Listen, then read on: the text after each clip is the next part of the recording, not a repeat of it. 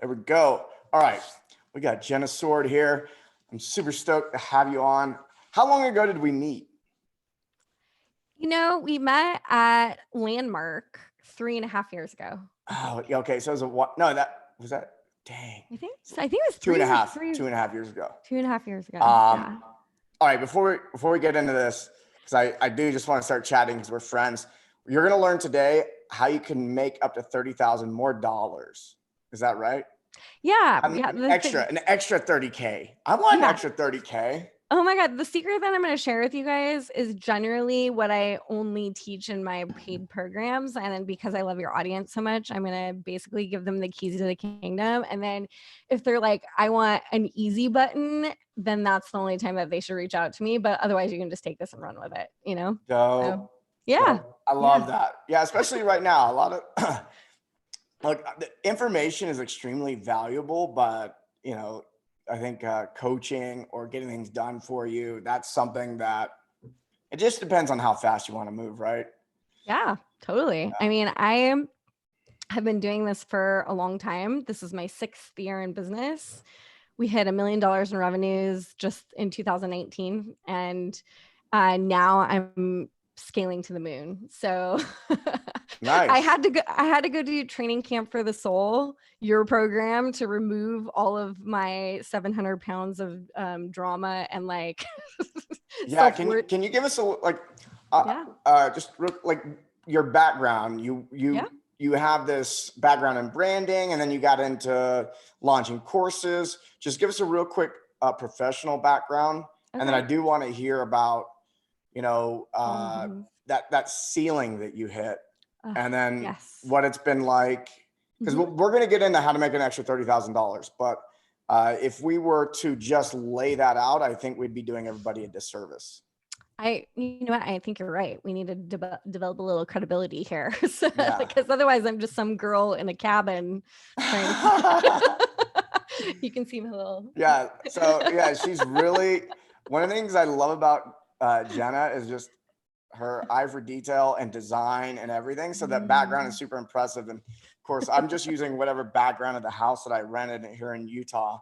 And Yeah. I want something more magical. And I thought about just using whatever Zoom had, but Do you want me to share with you how to do that?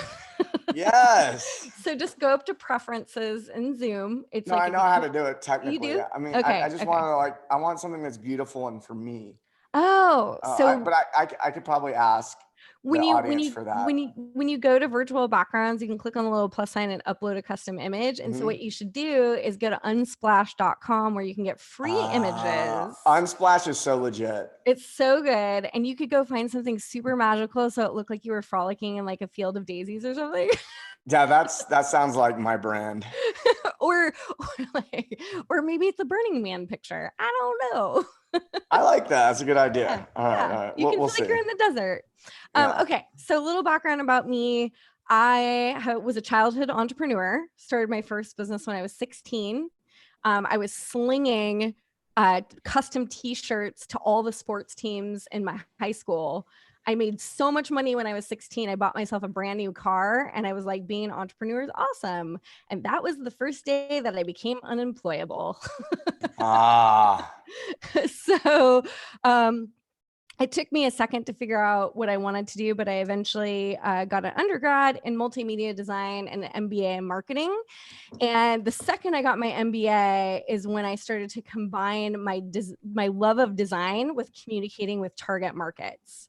That was the thing that made me stick out amongst all other newbie designers, was that I could take something visual and communicate with a target market more effectively. Yeah, I want to point this out real quick is my experience of entrepreneurs when they go, oh, I need a website.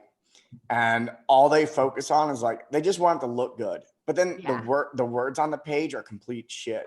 Oh, yeah. And I, and part of that, the reason the words are so important is because you're delivering a message, and you want that message to create an impact that causes that person to take the action you want them to take.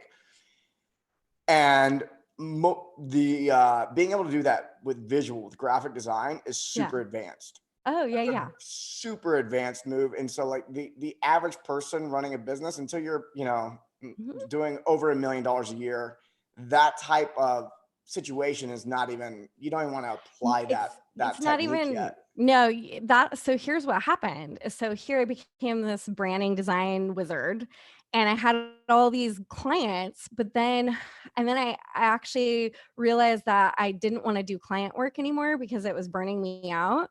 And so I moved to Tokyo for a year and was teaching at a university, and I was teaching 1,000 students a week in person how to do like speech and debate and all these things. And I fell in love with teaching, and I was like, I have to find a way to merge my love of graphic design with teaching. So I launched a school back in 2013 on teaching non-designers how to design, and it was wildly successful and it was very, very fun.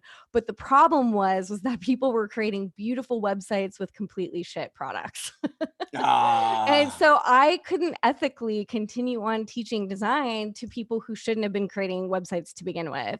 So the mm, moral to take away with this is that if you have a winning idea that serves a need in the marketplace, it actually doesn't really matter what your brand looks like. The branding part can come later. You need to find the idea that's actually going to sell.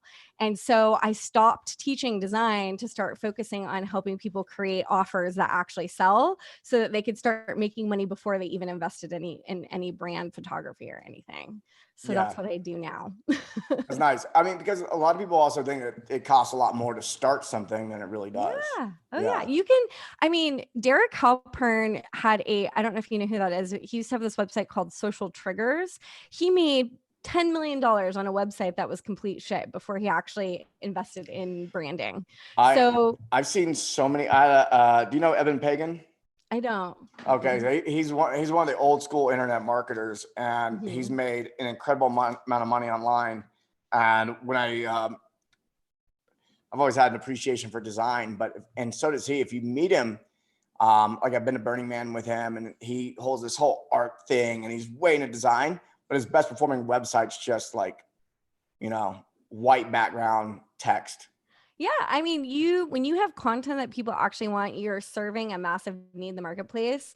They don't really need that. What they don't need crazy photography. What they do need is they need FaceTime with you. Yeah, FaceTime with you through Facebook Lives, Instagram Lives, doing teaching people live. I we're mean, doing right? it. This is like, yeah, I have a cool background, but if you liked my personality and you liked the things I had to say, that's going to be a much higher converting thing than having a pretty website. Like Yeah. nobody gives a shit about your website the same way that nobody gives a shit about your business card, right? Like they just you don't No, they even need a don't. business card anymore, like now it's all about social media presence and all those things. So anyway, during this time, I decided to go work for, right at the time I was starting my first course, I decided to go work for Nike. And I was a senior graphic designer for Nike for a year. And the whole reason why I went to go work for them was to steal their ideas on how to have a profitable brand. So I went in like a corporate espionage style. Sorry to Nike if you're listening. And I like monitored everything that they did to create really profitable brands. And what they were experts at was communicating to ideal clients in a way that made products feel like they were made for them. And that was such a great learning lesson for me, because how many times have we tried to create a product that we would want to create versus the product that somebody is requesting that we create? And Bridging that gap has been. I think that's the primary conversation that's happening in the coaching industry. oh yeah, well, I yeah, want to offer this. I'm like, okay. yeah, you're like, what do your clients say about that? Are Yeah. you using the words that they would use? Are you creating the thing that they would actually say? Like it cracks me up when people are like, I'm gonna create a course about like how to become best friends with my boss. Like somebody did this, and I was like, okay, who wakes up in the morning and actually says those words, right? The words that they might actually say are, I want to quit my job. Yeah. Like, Yeah. or I have a dream I want to actually achieve, or I have a goal I actually want to achieve. They don't wake up and think I want to be best friends with my boss. So it's like we can have these crazy notions about what actually people want. And I have this saying, and you guys can quote me on it, that guessing is expensive. Ooh. It I is like that. I really, like that. really, really expensive. So all you have to do to figure out what people actually want is you need to think about what it is you're trying to change in the world? What is the problem that you see out there that you're really wanting to change? And for many of you guys, I'm sure it's around weight loss or helping people become healthier versions of themselves. But if you start to look at the marketplace, you can see where the holes are based on the problems that your clients are complaining about all the time, right? And as you start to think about what you want that transformation to look like, what you can do is start to gather, let's say 5 or 10 of those people that are suffering from that problem that you want to help them solve. Maybe you figure out that you have a special technique for helping people lose more than 100 pounds. That's a little bit different than trying to help somebody become a strong lifting coach or something, like, you know what I mean? Like there's different things that we have that we're trying to achieve, right? So if you were trying to create a program and your desire is really to help people who are trying to lose 100 pounds or more, it's a very different target than somebody who's trying to lose some vanity weight. Yeah. So I'll throw a situation at you. Okay, so we have a lot of clients. We have a lot of people that come through that are like, a lot of them, they themselves have moved beyond the surface level status motivation. They become intrinsically motivated. They've hit a level of actualization in this one area of their life, which is like, oh no, it's about holistic health. It's about meditation and breath and movement, you know, and whether you have abs or not doesn't really matter. And so now they want to sell, like, I'm this holistic health expert and and then all of a sudden the leads dry up, or, you know, or this is new for them. And it's like, wow. And then I advise them, like, let's find a niche that is weight loss or putting on muscle, or, you know, solving an actual problem for somebody, and getting that person who's been through this they've gone through, you know, you have coaches that go through like a weight loss transformation, and it's easy for them to coach weight loss. But then when they go into the next, because this is predictable stages of development for a coach, is they're going to go through another transformation themselves where they realize, oh, a lot of that stuff didn't really matter. So now they're trying to sell something they just learned versus meeting the clients where they are. Right. Yeah. Well, because they're excited about it, right? Totally. And you know what we call this? Using your business as a way to entertain yourself. Your business is not meant to be your entertainment. Like, let's just first put that out there, that you're here to serve clients where they're at.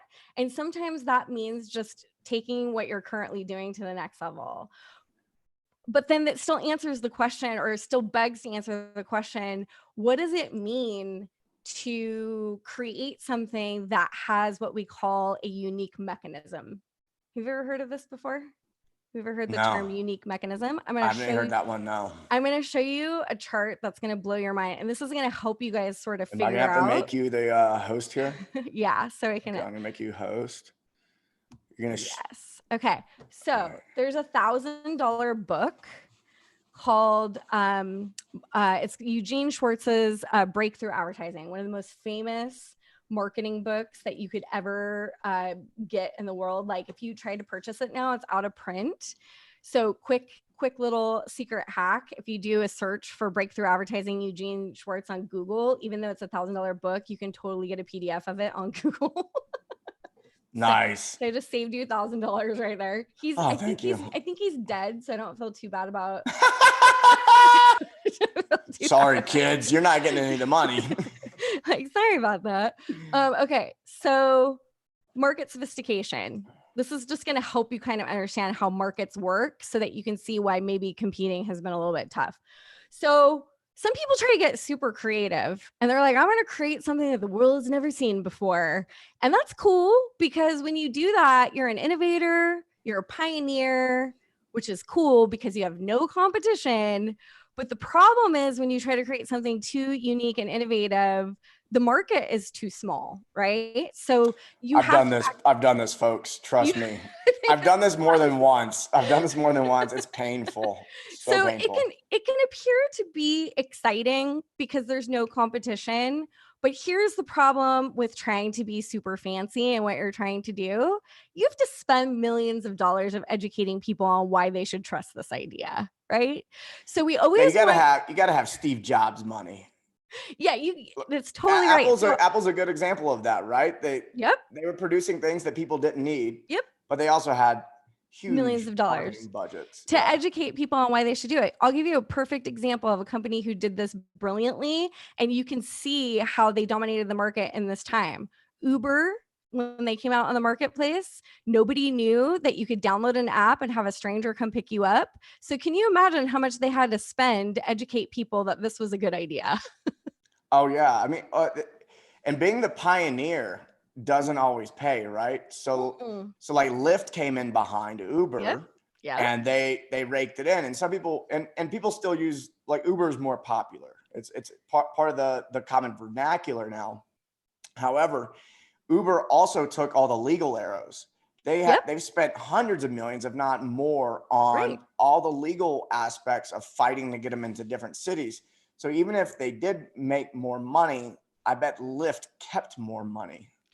Yeah, I mean, here's the thing. They always say, and actually Val really loves this quote when I say it, that we'll have Val on one day. If I might have to put a mask on him because I don't think he'll show his face. We have a mutual friend who's interesting. Oh, okay. Yeah. Oh, yeah. He is very interesting. I was like, is this? I gotta give people some context. You're just referring to Val. We have this friend. Yes, we have this friend named Val who is a multi-millionaire entrepreneur who was not that way when we met him. And one of the things that I told him in my early business consulting with him is that pioneers are the first people with arrows in their back. That you become the prolific person who does all of the legwork to create a product, and you're going to be spending all the money on research and development, and you're going to be dealing with all the legal baloney, and then somebody's going to come along and ride on your coattails.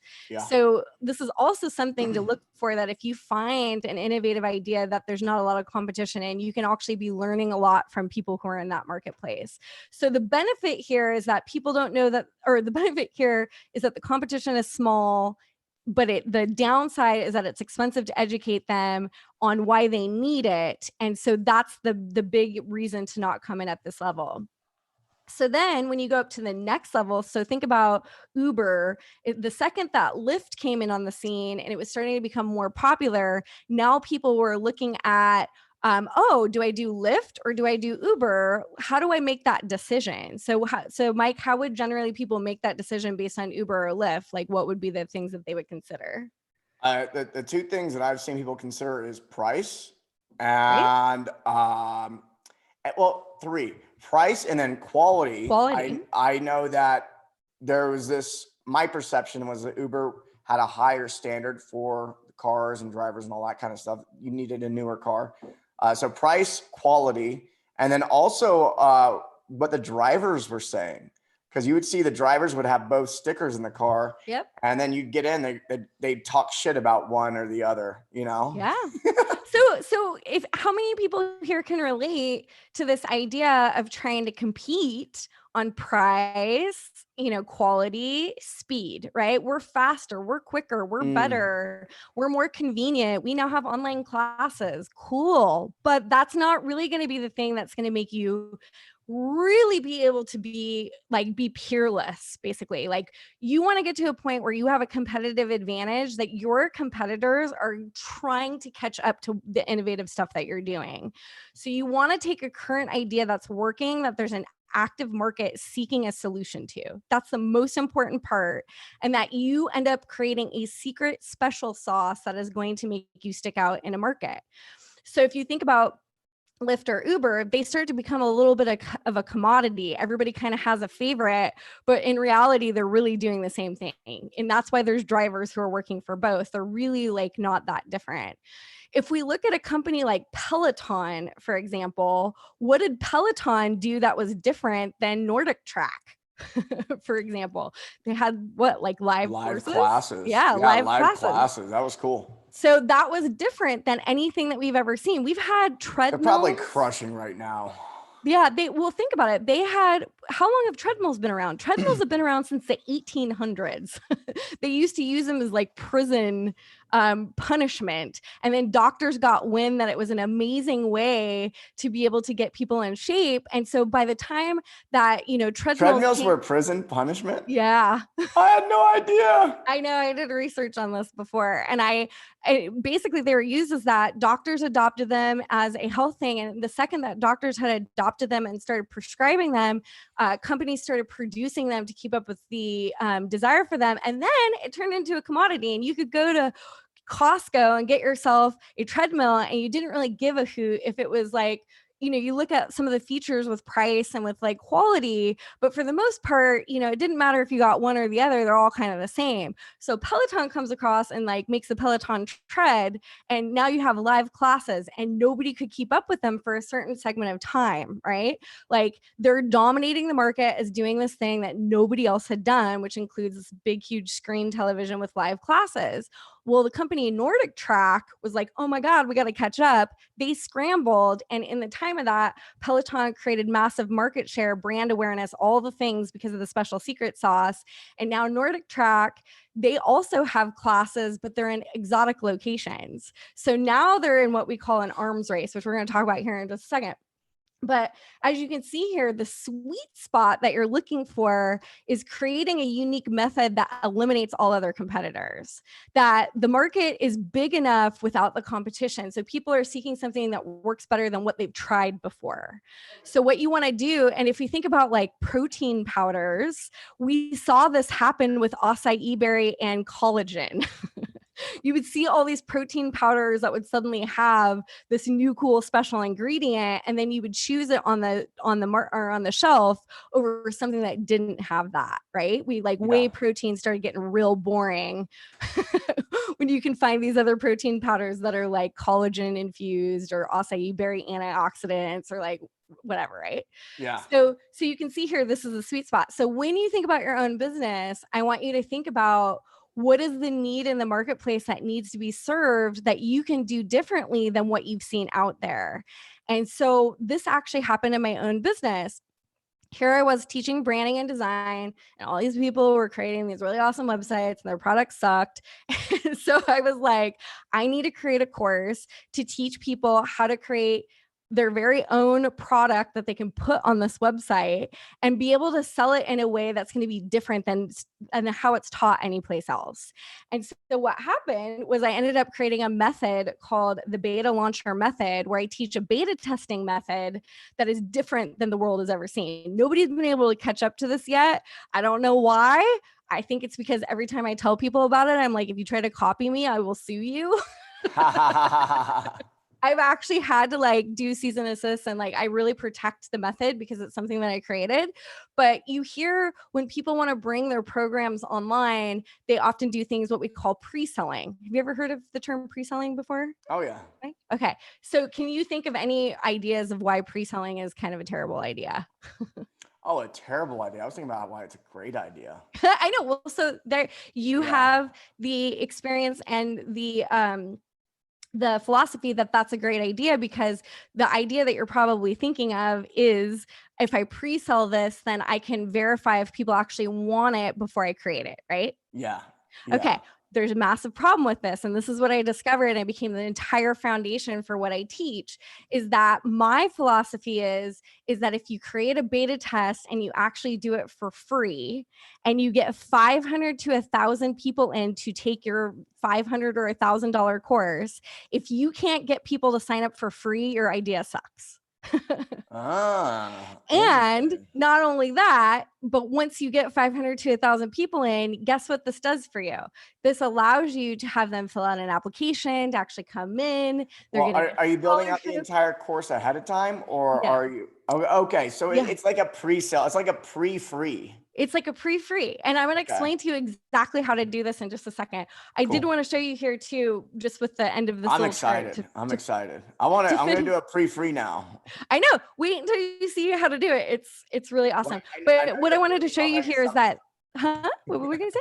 So I know you're brilliant already, so I'm just gonna be like, I'm gonna do whatever she You says. just do whatever I say. But you can see here, I just wanted to finish up this chart here, that once your competitors have caught up in the branding and creative ad strategies, that's where branding starts to get really important and creative ad strategies get really important, because then you're neck and neck with people.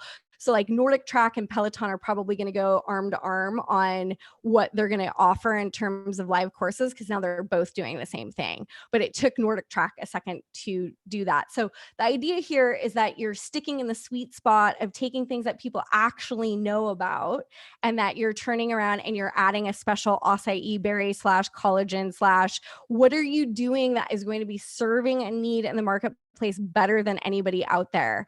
And maybe it's that you create a custom coaching experience live where you get a bunch of different coaches where everybody else is doing something that's not so customized.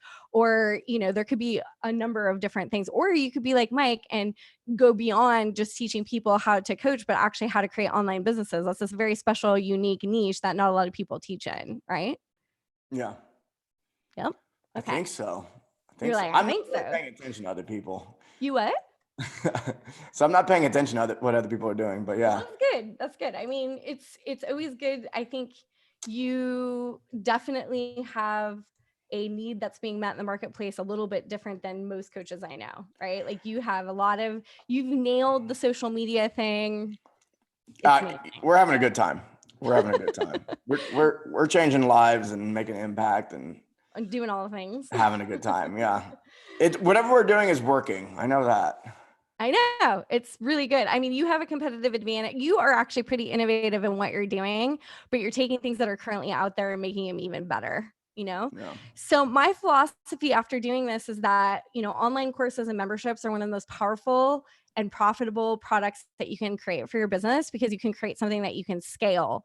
And now that we're in this really unique time where everybody's like gyms are being shut down and you have to create something that's going to create recurring revenue, how do we turn around and take, what you currently had as an on an on-site model into something that's online, and really be able to actually probably even make more money than you did with your gym, right? Because now you can serve people all over the world. Like, I don't know if you've heard of the Dollhouse Fitness, which is my favorite pole dancing studio. I absolutely love the Dollhouse Fitness pole dancing studio in Encinitas. And when this happened, they started doing online classes and charging pretty similar prices, like $10 to $20 per class, that they were doing. I think that they could actually go farther by offering recorded classes and stuff too. But it's so awesome because I live in Portland, Oregon now, and I couldn't take any courses from them. And now that they're online, I'm like actually getting to use the membership credits that I have with them. And I get to maintain this, like having the community atmosphere that I was missing from living in Portland. So think about the opportunity that expands when you actually find a way to create an online course or membership. Any thoughts here? You guys I love it. Yeah. I mean, I'm witnessing that with a lot of, I would say the community I'm most connected with in regards to the gyms is the CrossFit community. And I used to be a CrossFit gym owner, and I'm still part of the CrossFit affiliate owner Facebook group. And I just watched everybody panic the last couple of weeks. Like, oh shit, what are we gonna do? Yeah. So I was in there giving some advice, but I actually have to be careful in that group because no advertising, no marketing, no nothing. And almost it's really difficult for me because I'm like, look, I can give you some written advice or I can shoot a quick video for you in here, but all my shit that's going to help you out is on my Facebook page or my podcast, or I have this free gift. I have like this free ebook. Like these are all things that would be considered marketing if I were to talk about them, but there's just so much content. And so it is a little frustrating, but they are, people, I watched two things happen. I watched 80% of the market throw their hands up in the air and go, well, what am I going to do now? And then I saw 20% jump in action. And then out of that, we look at 80-20 again, 80% of those who stepped into action they basically just did whatever they were doing in person online, which isn't going to work. Yeah.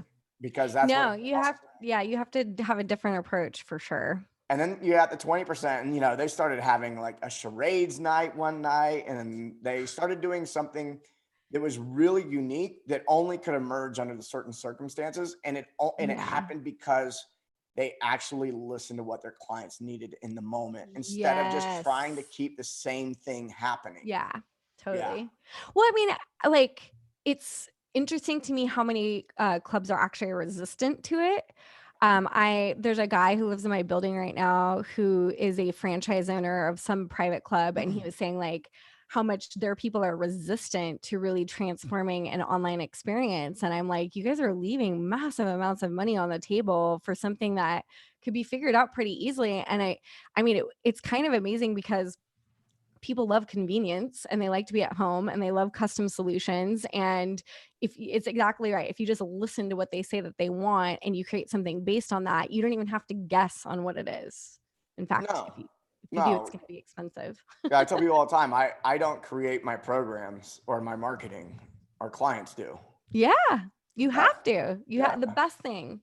So one of the other things is that you create an online course or a membership means no more overwhelm or panic about having to create one-on-one clients. If you're one of those trainers that is really working with one-on-one clients and that's been your whole entire method of operation, well, guess what? You only have so much time in the day and you only have so many slots. So even if you were doing stuff in person, you had a pretty successful business, there was a certain amount of ceiling that's been capped on you by doing that. And so how do we turn around and actually turn this into something where you can multiply yourself?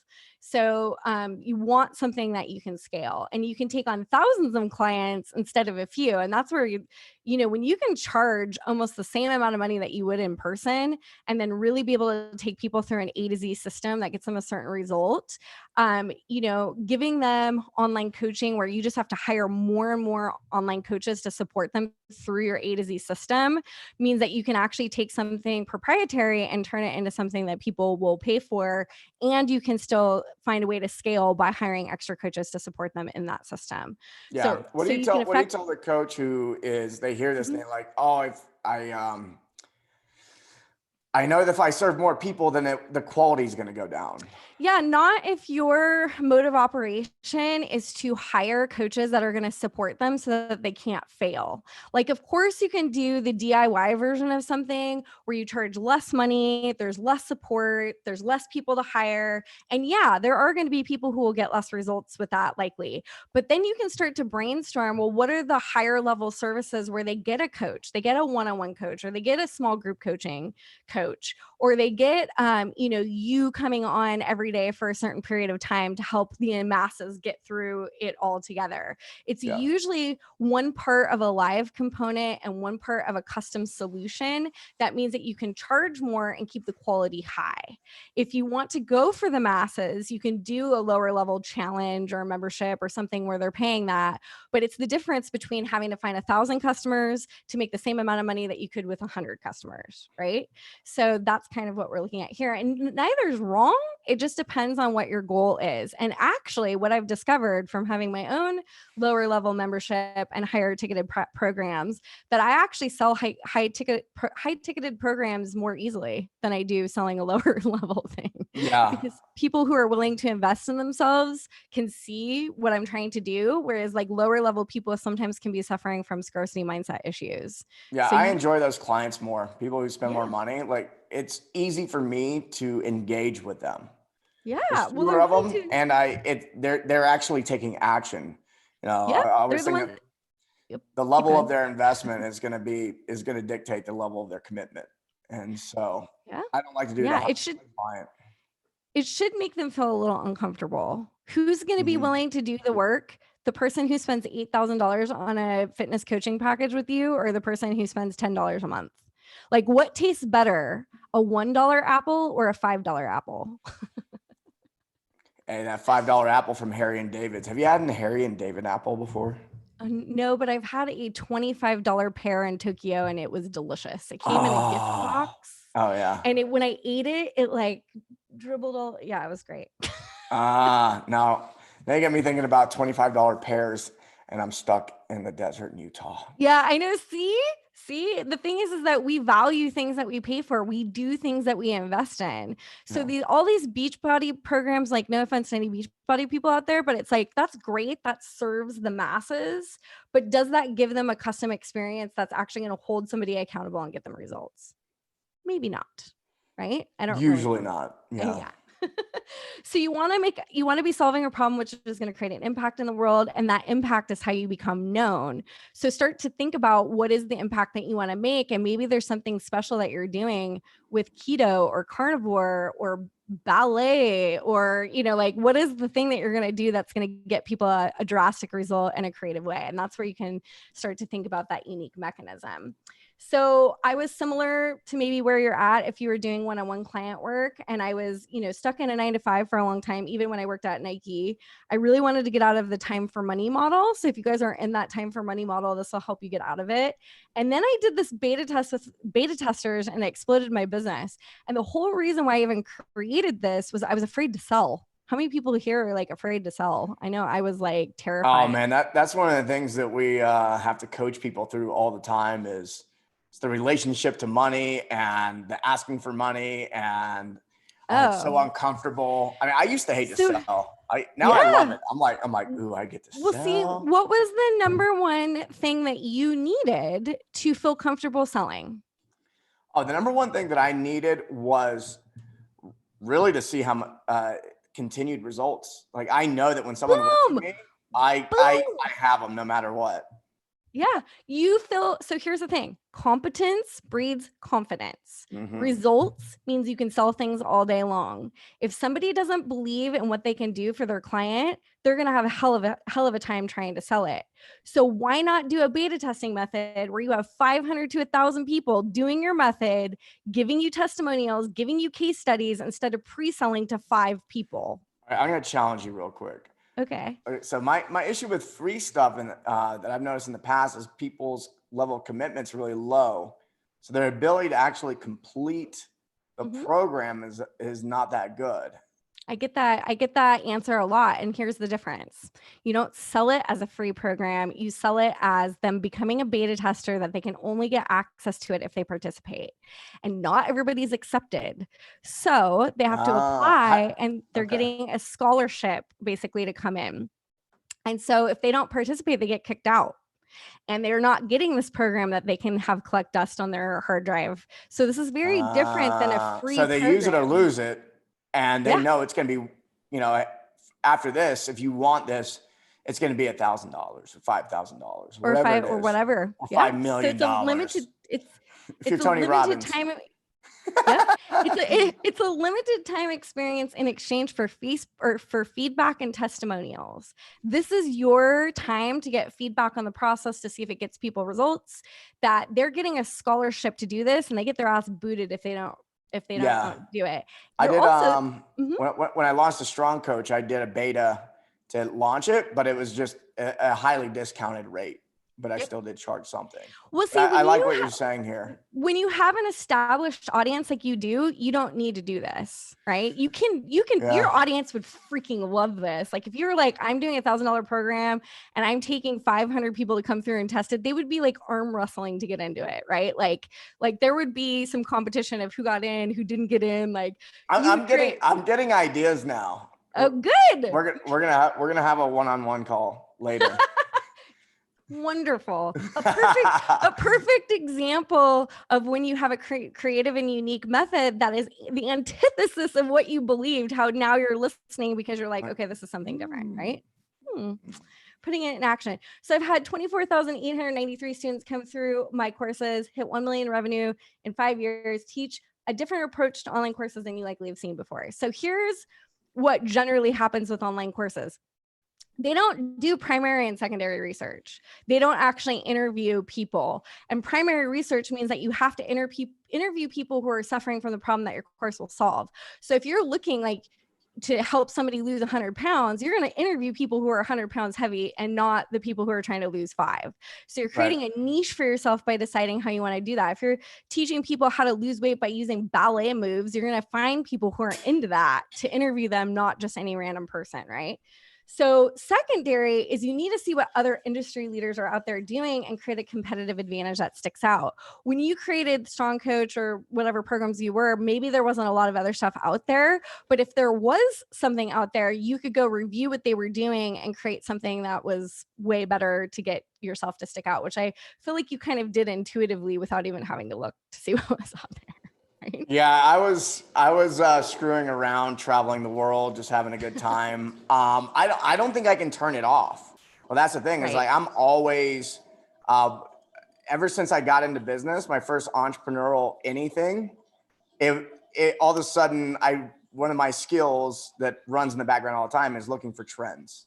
Like what do Right. people need? What do they want? You know, what's the new Yeah. emerging thing? And so yeah, I can't turn it off. But you're right. People, when I got into this, I actually met with one person who was starting the same type of business at the same time I was. Like we Uh-huh. literally got dinner one night and was like, "This is what I see, and this is what we're gonna do." I'm like, That's doing the what I'm same doing. shit. This is awesome.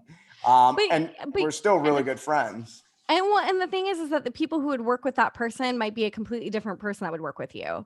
And it's Oh, based on definitely different demographic yeah, different altogether. demographic, personality things. Like you probably help a lot of men. If somebody came into the field that was a woman who was doing something similar, it'd be completely 50 different, right? 50. Oh, is it 50 50-50? 50. Nice. I was holding a mastermind call yesterday and I didn't even realize it. I go, half of the people on this call are women. And I I love loved it. that. This is what I Well, find. it's probably This is how it works for me. Is the lower if I sell something cheap, mostly men. The more expensive my offers get, I get more women. yeah. Yeah. Well, it's because women oftentimes control the pocketbooks, and the ones that are entrepreneurs know when to invest when they get a gut feeling. And I think women are super intuitive and they will I think make sometimes easier decisions. I mean, I spent $98,000 on coaching last year. I don't hear a lot of, I talk to people like our friend Val, and Yeah. he would, he invested in a coach after I was like, go do this. So sometimes women can be a little bit more intuitive, but that doesn't mean that can't change today. Well, my experience is that women tend to be more coachable, and that Yeah. I had that experience when I was coaching weightlifting and CrossFit, all the way up until business. Is my clients that have made the most money Hmm. have been women. Oh yeah. Yeah. Yeah. I mean, if you think about it, that also probably comes from the fact that women have a tendency to be somewhat empathetic. And on sales calls, having people feel seen and heard is generally the reason why they feel comfortable in investing, Yeah. right? Is that they go, "Oh, this person really gets me and nobody else is listening or understanding this." So, yeah. I mean, women are awesome. I'm not saying Well, that cuz I am one, but I think dudes are just less likely to listen to other dudes. There's an ego thing that oh, it's a masculine trait to be, interesting. especially at certain levels of development. It's a masculine trait to be competitive. Like men are Ah, I more love that. competitive, women are more collaborative, and so I think that's what makes it difficult for a lot of men to listen to other men is because they actually feel like they're in competition with them versus should be mentored by them. So it takes a big ego step away for most men, and That makes we are sense. wired differently. I know. I think that that's interesting about that. But, it's cool that you've managed to do 50-50 because I'm sure that makes it really fun for you too, to have the mixture of energy. So it's not all guys, right? Absolutely, absolutely. And Yeah. I have a woman that helps me run it, so we got a 50-50 leadership as well. Okay, hold on one quick second. I'm gonna push an appointment that I have a half an hour ahead so we can finish. Oh, thank you, You're thank you. I welcome. You're know. welcome. Hey, you can't. Okay. If you were planning to talk for 45 minutes, it's gonna be an hour and a half. That's just how it happens when if just I for know. future reference, because I know that we're gonna do this again, is like it's I always gonna know. go long because we It's always like well, to talk. well, I have 6 appointments scheduled today. I really jam packed them in here. So like I'm just Wow. it's Thursdays are my days to like kill myself basically. Um okay. So one of the reasons why course creators fail is that they don't know exactly what to put in the course. They actually think, I mean, how many times have you actually experienced this where you're like, I want to create a program and I need to put every single thing that's in my head about what's made me successful so that my people don't fail. Have you ever thought of that before? Oh, that's always my first thought. That's always the first thought. And I go, oh my God. Or I'm like, I've got this grand vision and it's going to be great. And then of course I imagine that we build courses the same way. Well, so we'll see. I'll confirm. It usually comes from a rookie mistake of trying to put everything in a course where you see that people have a hard time finishing it. And then you go, oh, I maybe might be doing them a disservice by putting too much into this. I've done that.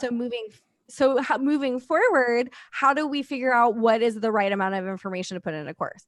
Well, the info that's needed and the length of the course that's the best is long enough to deliver on the promise of the course. No more, no less. So if it's to help somebody make their first $1,000 with their coaching business, then that should be the theme of the course, how to create your first $1,000. And then you can create these very digestible, very transformative, like delivers on the promise, gets people results super fast where they don't get overwhelmed. And then you might be thinking, but Jen, I want to do more than help people make their first 1,000. I want to make them help them make their first 100,000. So maybe the mini course is how to create your first 1,000, and that's what you're beta testing. And how to make your first 100,000 is what you're selling them into as like a 3-month or a 6-month or a 12-month coaching package, so that you can kind of beta test something short to create transformation. And then whatever you offer them can be actually a series of mini courses that take them through, transformation. If you try to dump everything in one course, oftentimes people get overwhelmed and they won't finish it, and you won't get the same result than if you actually create a schedule with very, very quick digestible courses. Have you ever heard that before? Yeah. Oh, yeah. I mean, I see it in books. What's his name? He wrote Purple Cow, Seth Godin. Oh, Seth Godin. Mm-hmm. He does that with books. Each book is less than 100 pages. It's easy to read. This concept is also used with a lot of authors who make short chapters. A chapter's only 2 or 3 pages. So you get this feeling of accomplishment. And I really love what you're saying about that. Yeah, I mean, sell a course to solve a very specific problem, and then crush it, and then move on to the. Well, here's the thing: is the audience then tells you what their next problem is. Yeah, you have to sell them into the next thing, and you can still create full A to Z systems, but make things be digestible so that people feel like they're getting small wins along the way. Right? Yeah. So if the first transformation is make your first $1,000, and your next transformation is, fill up your coaching practice in 60 days or whatever that is, like you can create these milestones for them to get them to where you want them to go, instead of putting 700 lessons in one course is the main thing. You just want to kind of be very cognizant of how to get them from point A to point Z in a way that feels very doable versus completely information overloading them. Right. Yeah. And when I built my 90-day program a couple years ago, I had this vision of that. It was going to be, I'm going to put all this information in there. And then by the end of the development of the program, I started off with 60 days. And so by the end of it, I go, I didn't present on half of the stuff that I wanted to. Totally. And so then I went back and got feedback. I ran 2 or 3 classes, and I went back and got feedback, and people were going, I'm overwhelmed with the amount of information. I go, you're overwhelmed. I didn't even put everything I wanted in there. So then I expanded the 8 weeks to 12 weeks. So I went from 60 days to 90 days. And then I put some filler weeks in there where there was extra coaching. Less content, more coaching. And then all of a sudden people could breathe and we're getting it done. I'm going, what is going on here? The first beta test I ever did for my design program had hour-long videos for 14 days straight. and I gave them no breaks. Ooh. And they were like, why are you doing this to us? Like, they were really upset. And the second that I changed the course into doing 10 to 15-minute videos where watch a little bit, do a little bit, watch a little bit, do a little bit, the small little wins that they were getting were propelling them to go to the next one. And I wasn't requiring them to sit and memorize all the content that's in a video, that they could actually reference back to this as sort of a standard operating procedure, which was super helpful. So when you guys are doing your own courses and you're teaching people about nutrition and you're teaching them about, you know, exercises, don't mix all that in one video. Like, make it bite-sized so they can go back and reference how to set up the refrigerator, or that they can, you know, reference what are the basic stretches that they need to do, and not have it be a part of all these things. Like, however you're going to set that up. One thing I did was I like to do small bits of videos too. And then what I found is I sometimes we'll do a review of the curriculum, and we might move something that was in week 5 to week 3. And so when there's short videos, it creates a course in which makes it modular in nature. So you can actually, like Legos, you can just move it around, which is also nice. I love that. I think that's really smart, to make it something when you can almost like make a custom experience based on what they need, right? Mm-hmm. Yeah. So the other thing that happens oftentimes when people run into issues with putting together a course is that they kind of get confused on how to put it all together with the length of the videos, the PDFs, and how to actually put it into an online school. So what you need actually is sort of a step-by-step roadmap that takes the guesswork out of that. And it usually comes in the form of creating a course like a Lego manual. Any idea why a Lego manual is a good example? Why would it be? I don't know. I don't know if I've ever picked up a Lego manual. I wasn't the kind of kid that looked at manuals. I don't know. You didn't? Okay. What's a Lego manual look like? What's the perfect thing? What is awesome about Legos is that, like, when somebody does a Lego, do they ever get a different result, or do they always get the same result? Oh, always different. Well, no. Think about it. If Lego manual. You're trained. Oh, if they follow the manual. Yeah, you'll get the same result. Yeah. You get the same result, right? Yeah. So I'm thinking about how I do things. Well, you're a little rogue. You're a visionary. It makes sense that you would take the Star Wars Lego thing and turn it into something totally unique and different. But most people, if they follow a Lego manual, whether they're 5 or whether they're 80, they're going to get the same result. And what I discovered about courses is the more that you're teaching about theory and you're giving them a bunch of decisions and you're giving them 9 million examples of different software they can use, analysis paralysis happens when people have too many decisions to make. So what I tell people when they do my courses is I'm like, I'm going to give you one technology. I recommend that you try it my way first. If you want to innovate afterwards, cool, but you have to do it my way first. And what happens is it gets them out of their own way, thinking that they have to do things a certain way. And this happened back in the early 2000s when I actually was launching a course about design, is that everybody's belief was you had to be on WordPress. And I went the opposite of that and said, you have to actually use Squarespace because you can get your website up in an afternoon. And I couldn't lead with that in the marketing of the program because people's belief was so strong that I need to be on WordPress, and I'm already on WordPress, and I've already spent all this money on WordPress. And so having it be a certain technology where you don't deviate from that and allowing everybody to get the same kind of result means better testimonials, better case studies, and better proof for what you're trying to do than if you give people 10 different options of what they can do. Does that make sense?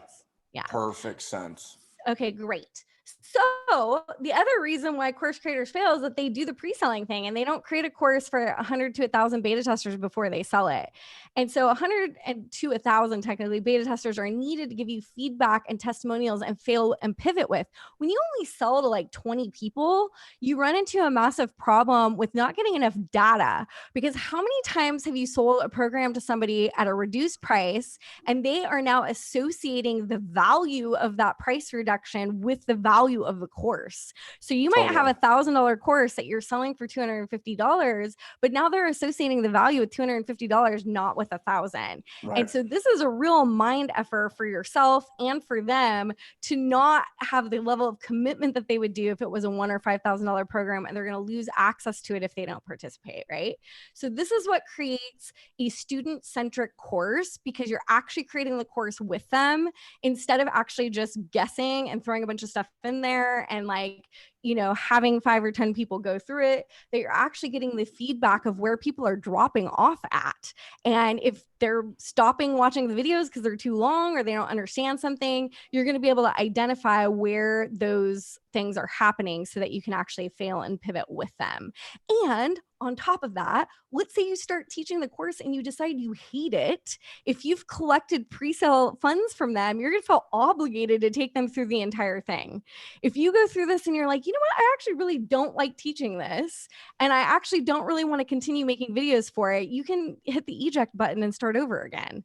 And it's totally fine to do that. And it actually happens a lot with people where they'll pick a target market that they think that they want to work with, and they turn around and find out it's not who they want to work with at all. Like I had somebody who came through and did a course specifically for mom entrepreneurs, and she went through 1 week of the beta test and she goes, I don't want to work with mom entrepreneurs. They're too like into their kids.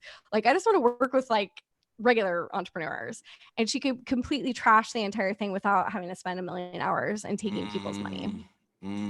That's a good point. The other thing, yeah, it's something really to think about. The other thing is that people fail because they don't know how to sell their course. They don't know how to bridge that gap between where the consumer is and where they want to actually go. So selling your beta testers after you've already delivered thousands of dollars of value to them is a super easy sell, because they're like, oh my God, like this person, they really get me. And I had a really hard time like losing, you know, any weight, and just in me being a beta tester, I've lost 10 pounds, and now I'm ready to lose the additional 90 with this person because they gave me a transformation. And that's really hard to do in a webinar, and that's really hard to do with the commitment of somebody who joins a challenge. Like they may or may not be committed to that challenge, whereas here they're actually a committed participant. And so that's why I created a process that's consistently enabled my students to have 5-figure launches, even when they don't have a list, because you use the beta test as a way to actually inspire them to get into it.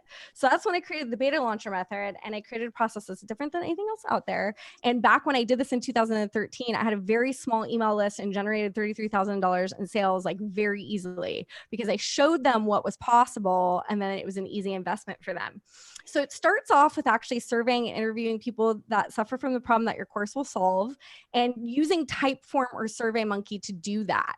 Some of the most important questions that you can ask them is something like, if you could change one thing about trying to lose 100 pounds, what would it be? Or if you could change one thing about X, what would it be? Because oftentimes people will have a problem admitting that they're struggling, but they won't have a problem admitting about the one thing that's getting in the way. Okay. So I'm like writing that question down. I like that. Yeah. If you could change one thing about X, what would it be? You also can use these survey respondents as beta test applicants. You actually turn the survey into an application for your beta. So you're surveying them at the same time that you're getting them in. And you might be thinking, well, how do I create the course if I'm doing the survey first and it's an application and doing all the things? But what you're doing is you're just coming up with a general idea of what the beta test is going to do for them. And then you're going to modify what you actually put in the course based on what the applicants put on the survey also. So the survey serves as a way for you to help create content for the course, but it's also the application for them to actually get into the beta test. Yeah. So then if you're thinking to yourself, well, I don't know who I would send out the survey to because I don't have anybody on my email list. Well, one of the things that I do in my program is I teach people how to do these very easy things called lead ads. And lead ads are a Facebook ad that's different from any other Facebook ad out there. They don't require a landing page. The landing page is built into the ad. So when you see the ad, it pops open a landing page where it actually asks the person questions, and it automatically inputs their name and their email address and even their phone number. So you can actually get leads to come in and be beta testers that are way cheaper than doing normal Facebook ads. And actually right now with everything that's going on, these leads are the cheapest that ads. Facebook ads are like, last cheap. I checked, it was like 8 times cheaper. So what is this called again? So it's called a lead ad. A lead And ad. so So if I go yes, into like Facebook mhm, business, I can do a search for mhm. lead ad. Okay. You can just go the same way that you would create a conversion ad, it's an objective. So you know how when you select video views or conversion or whatever, you would want to select lead ad. So the more questions that you ask on this, the higher quality the lead. The less questions you ask on this, the cheaper the price and the lower quality the lead. So you can think about like sometimes when people put like 10 questions on here, their leads are like $10, but you can imagine that those people are pretty qualified. So sometimes what I do Yeah. is when somebody's got kind of a new business idea and they really don't know if it's going to work or not, I'll have them ask way less questions so that they can actually practice on shit leads before they actually invest in getting people to come in. So they can get, their 500 people in at 50 cents a person, and then it only costs them $250 to have 500 people do this. So then creating a course based on outlines from those surveys is what we do in the next phase of this. So you have all these answers coming in from Typeform or SurveyMonkey, and then you also have the leads coming in from ads. So you have organic people coming in by you sending out a survey to your email list or to people on your Facebook or your Instagram page, and then you use ads to actually use this as a list building thing. Most people think I need to build my email list first and then sell to people. What I'm actually saying is that the launching process of you creating this course is the list building activity. So even if the people don't buy this time, it doesn't mean that they're not going to buy the next time you sell something. Or, these sometimes I've monitored leads that sometimes leads don't buy for a year, or they don't buy for 6 months. So as you do this process and you bring beta testers in, even if they don't buy at the end of the beta test, they might buy from you the next time that you sell something, Yeah. which is awesome. So you use this Yeah. as a lead generating thing. So the big promise here for this is that the courses that we see do the best are the achieve X in X days with your special method. Now you have to be super, super, super, and it's kind of funny because this is old. So if you were competing on the level of doing easier, faster, more enjoyable, more effective, we'd actually replace that with whatever your unique mechanism is. The unique mechanism is something that I discovered in the past like month. So I was making the same mistake of being like, yeah, just like compete on the things that everybody does. But we now know that you would be achieve X and X days with whatever your acai berry or your collagen or your I'm going to help you lose 100 pounds by doing carnivore or whatever that unique mechanism is. But what we're looking at here is that let's say that somebody wanted to do a course on how to get published in 90 days before you write the entire book. As you can see here, the before you write the entire book might be the unique mechanism because the belief might be that you need to write the book first, right?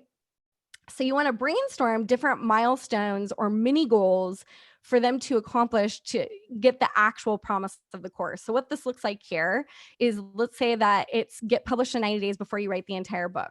And let's say that the first milestone here is the different milestones that they need to reach for them to publish the book is have a concept of the book, outline the book, write the first chapter, write the book proposal, get published, then write entire book. Let's say that that's the method of all the milestones that they need to hit first. So you take each milestone and brainstorm each step to get to that milestone. So now you can see here, each of the milestones are broken out with steps for each of these. These steps become your lessons. So what are the steps to get to milestone 1? Create a concept of a book. Maybe step number 1 is creating a questionnaire. Step number 2 is researching in the industry. Step number 3 is writing the definition or concept for the book. And so you can see here that what is marked in yellow could be the mini course that you're beta testing with 500 to 1,000 people and then selling them into the production of the rest of the course. So in that way, you're actually pre-selling a little bit, right? You're giving them a taste of what's possible in 1 to 2 weeks, and then you're selling them into the rest of the course so that you're creating the rest of the course with paid beta testers. Does that make sense? Perfect It's a little bit different than actually pre-selling. So the yellow is the mini course, the promise, and the concept of the outline. So think about this here. If you were doing this, the mini course would probably be called How to Create an Outline of Your Book in 14 Days. Right. And here are the milestones and the steps that it would take to achieve milestone number 2 is being, or it could either be concept of the book or outline of the book. then you sell them into getting published. So then you say, okay, everybody, well, we've created the concept and the outline of the book now. If you would like to continue on this, I'm actually looking for paid beta testers to go into creating the rest of the course, which is how to actually publish a book in 90 days before you actually write it. So then you offer them a special beta testing price to come in and take it. And so let's say it's a $2,000 program. You allow these beta testers to come in for $1,000. And so now they can pay 12 payments of $97 over the next year. And you now have paid beta testers to come in. So you can imagine how many more pre-sales you're going to get when you actually have delivered value over 2 weeks, which if in this time when everybody's got so much time in their hands and they're trying to work on whatever their goal is, you can imagine that the participation in this is going to allow the conversions to be a lot higher. So what we see is that we see the conversions end up being about anywhere from 5 to 15% versus the normal 1 to 3% with a regular launch. And so that gives you the seed money to then turn around and use that money for things like webinars and challenges, where the cost per lead is a lot more expensive. Yeah. Okay. So this is, you make them apply, and you might be wondering where you can find beta testers. So we talked about ads On the internet. Duh. Yeah. I mean, you can find beta testers in Facebook groups. You can ask someone who'd be your ideal customer if they want to come in and take the course. You can send a survey or application to your email list or your social media following. You can have someone promote the beta for you. So like if I was doing a beta test right now on how to, I don't know, launch a website, and I wanted to give people a brain. What if I came to you, Mike, and I was like, I want to teach your people how to create a brand strategy for their business.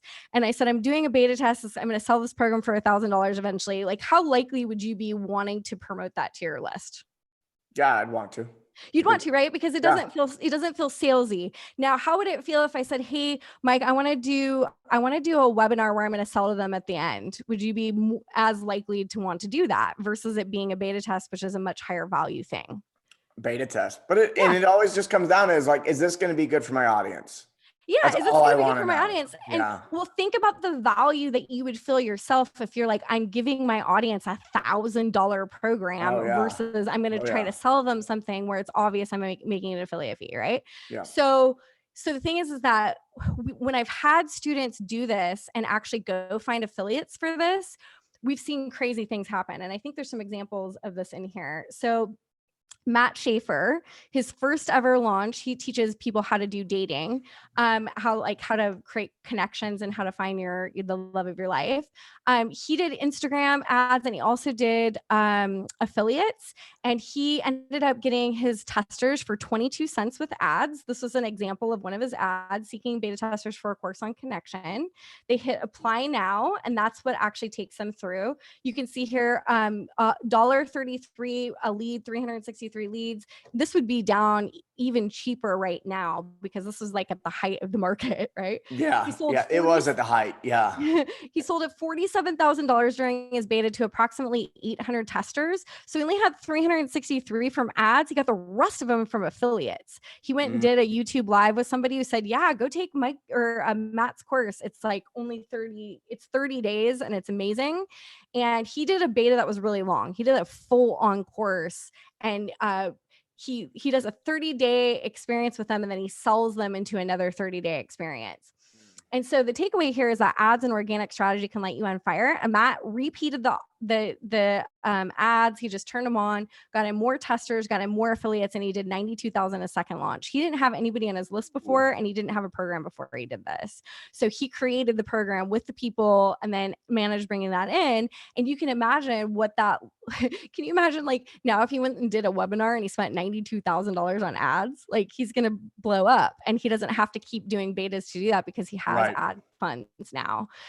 So you can create the mini course based on what you figure out from the surveys. And then you can start to offer this to your people. And then you put this in an online course platform like Teachable or New Kajabi or, Podia.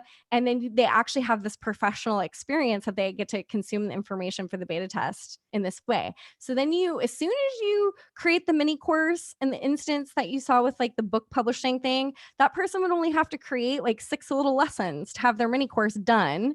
And I teach people how to do it in a really quick and dirty way so they can get their course up without falling into perfectionism. And then you launch to your 500 or 1,000 testers. And so this is what's happened to some of my students. This is Lindsay. She had 5 people reach out to her today about collaborating because they had heard about her doing a beta test. And then she did a course on Canva, and Canva retweeted her beta test. They were like, interesting, wow. check this out. Look for beta testers. Do you think that would have happened if she would have done a webinar or challenge? No freaking way. No, right? no way. So this just goes to show you the value of doing this versus pre-selling. Then Social Media Examiner covered it because they were like, look at what this girl is doing, right? Because you just don't see this offer happening very often. So then after 1 to 2 weeks of teaching, you then sell to the testers. And so this is what we've seen people do. This woman actually decided to not teach for 2 weeks. She decided to just do one training, and it was like a half-day workshop.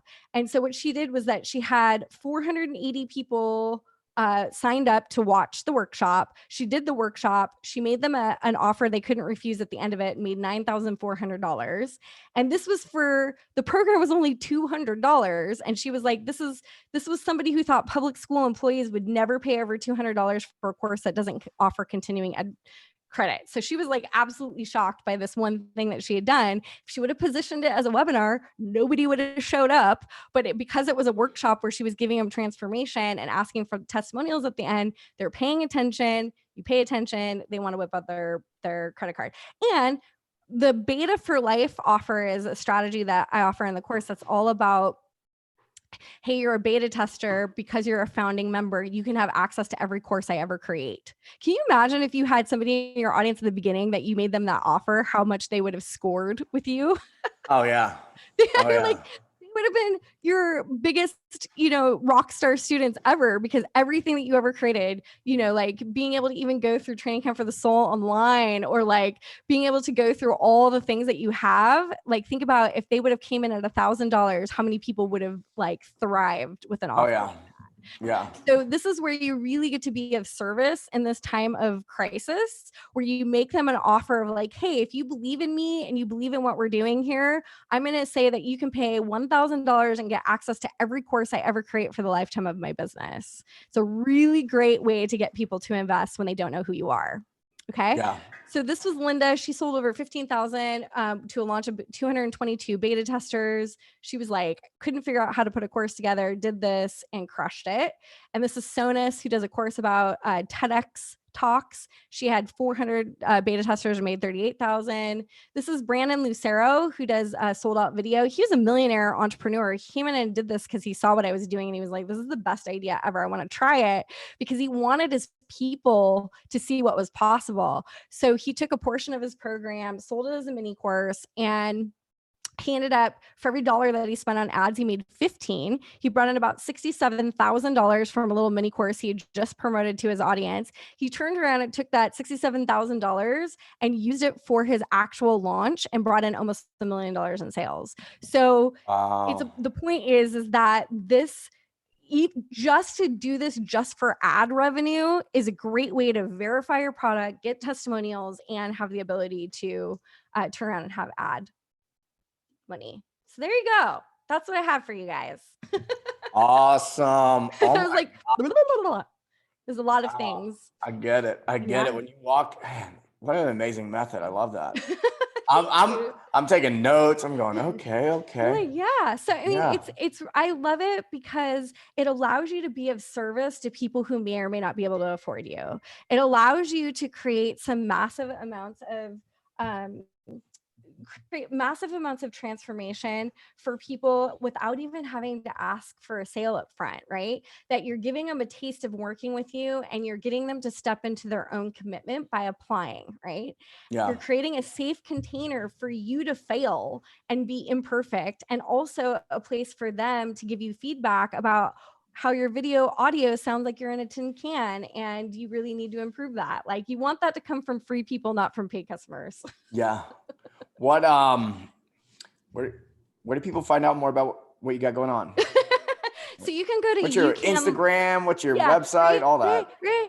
Okay, so you can go to my website, which is youcanlaunch.com. So youcanlaunch.com.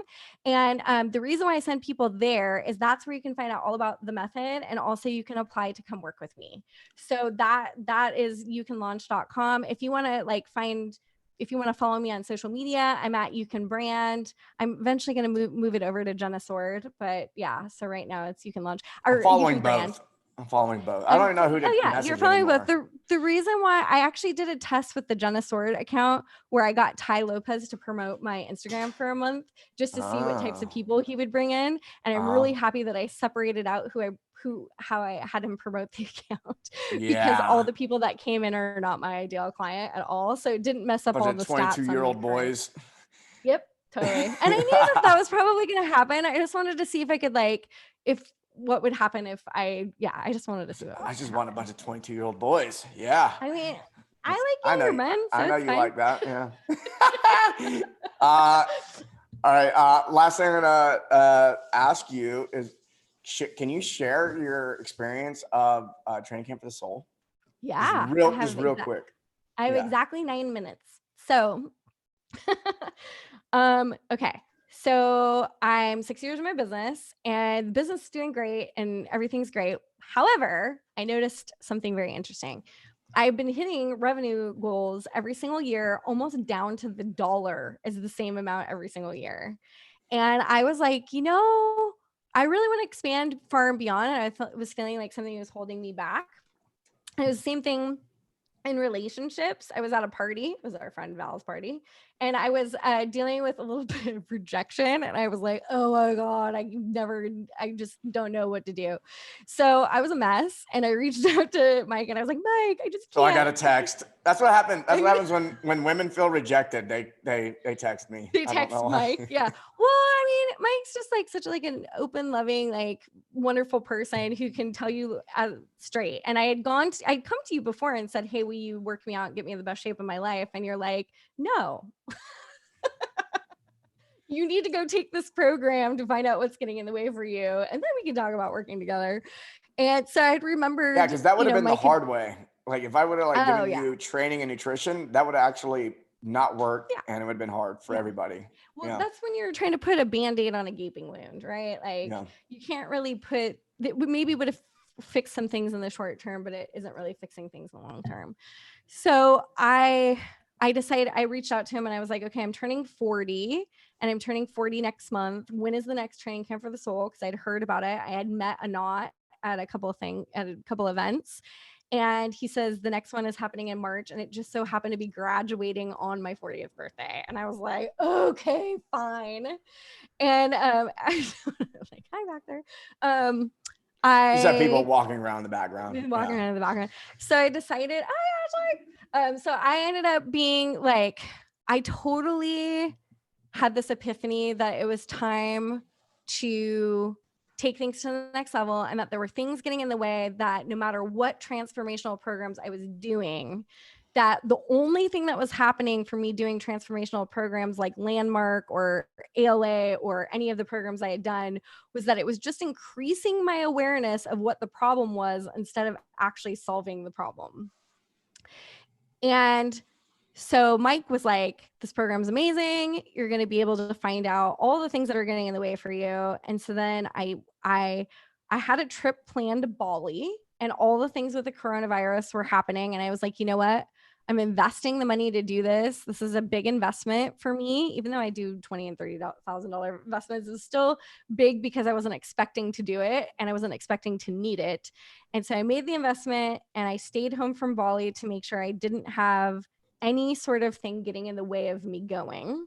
And I'm so happy that I did that because we were this close from it not happening because of the coronavirus. Yeah. And actually everybody by was a going week. by a week. Well, no, by a matter of 2 days. Like when we ended on March 17th, the quarantine in my town happened 2 days later. So I had to rush home, Got get it. on an airplane that only cost me $25 to fly home. What? And then, I mean, it was so cheap. And then I, you know, went into quarantine. But the thing that I learned from Training Camp for the Soul that was mind blowing was that I didn't realize that pain and emotions are stored in the body in a way that it's almost kind of like, you know how like when you see something and it makes you feel sad or frustrated or resentful, and what you do instead of sitting and being with a feeling is that you find a way to not feel it. Like you Yeah. find something to eat, or you find something to watch, or you find somebody to chat with online, or you do anything that you can to not feel the feeling. Or what I would do is I'm really good, or was really good at daydreaming. I could just put my Oh. mind somewhere else. Oh, yeah. I mean, anything to distract other than feeling that. What Training Camp for the Soul does is it allows you to figure out exactly how things came to be the way that they are. So I managed to discover that part of the reason why I was having a hard time losing weight was because my mom had her own negative perception of her own body. And I learned at the very young age, between the years of 0 and 7, that you should hate your body. Like, I just learned that straight up from her, that she always was on a diet. She was always looking in the mirror about how things, and she was obsessed that if her body wasn't perfect, that she wouldn't be lovable. And somehow between the ages of 0 and 7, I adopted that as my own belief. And no matter what I tried to do to lose weight, that underlying belief and that trauma and that belief around myself hadn't been processed in a way for me to separate my mom's belief from my own. So Training Camp for the Soul allowed me a process to separate that being her belief and not my belief. And I was able to process it and have the tools to process anything that comes up moving forward.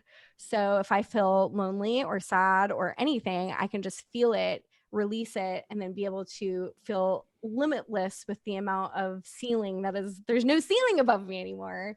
So going through the program made me feel incredibly fearless, and it removed all the blocks that I was having. So suddenly, like, I flirt with anybody that I want to.